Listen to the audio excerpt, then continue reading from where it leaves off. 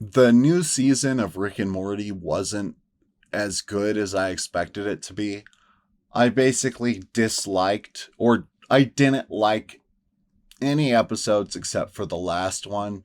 I thought they were okay, but it was like a whole season of Rick and Morty mid before like a little bit of something happening at the end. And ever since they finished the like main plot in the last season, it feels so like it feels like it's reached that point where like Family Guy and The Simpsons and South Park have, where it's like a completely like formulaic process that they've developed, and like they have a tone that they're trying to hit, but it's missing like a drive, it's missing a purpose, it's missing its like original soul it had, which was so entwined with the original story of like evil Morty. And maybe they'll do some type of comeback later, but it's like there was nothing like that in this season. There was no main story to latch onto. And for me, that's really important, especially for Rick and Morty, because like I started watching Rick and Morty the day it came out. And the day Rick and Morty came out was on Adult Swim in like 2012. And like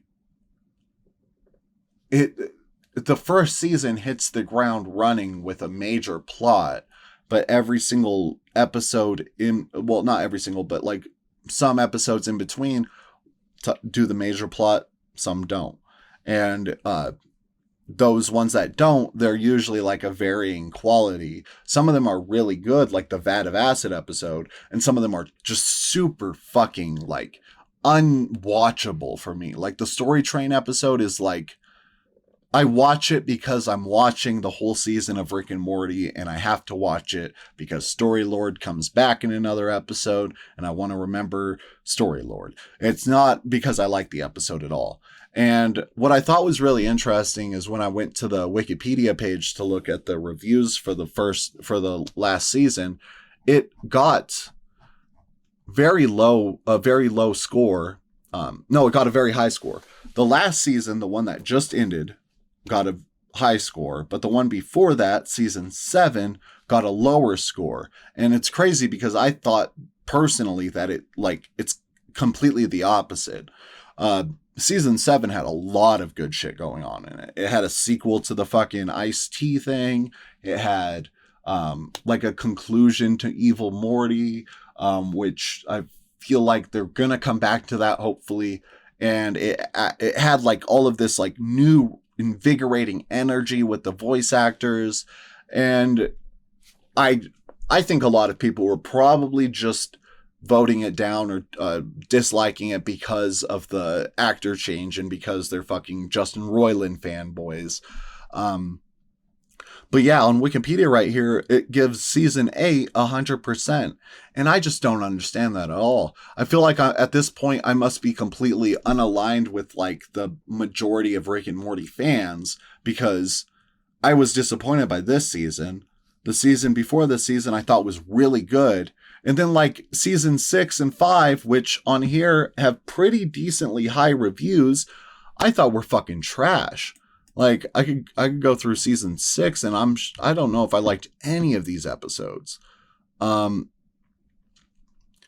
there's the episode where everybody's sent back to their original times. That's okay.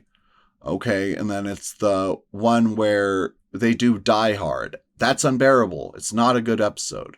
And then there's the one where Beth cheats on where she like sleeps with Space Beth, and it's not that good either. Night Family was okay. Final Dispensation, where Jerry receives a fortune cookie saying he's destined to have sex with his mother. Not a great episode. Like unbearable, in my opinion. That one especially. Jurassic Mort. This is the one where the dinosaurs come back to life, and they're like they're like the hyper intelligent race. Not good. I didn't like any of these episodes, and I liked a few of them, but I generally didn't like this season, and it gets a high ass rating.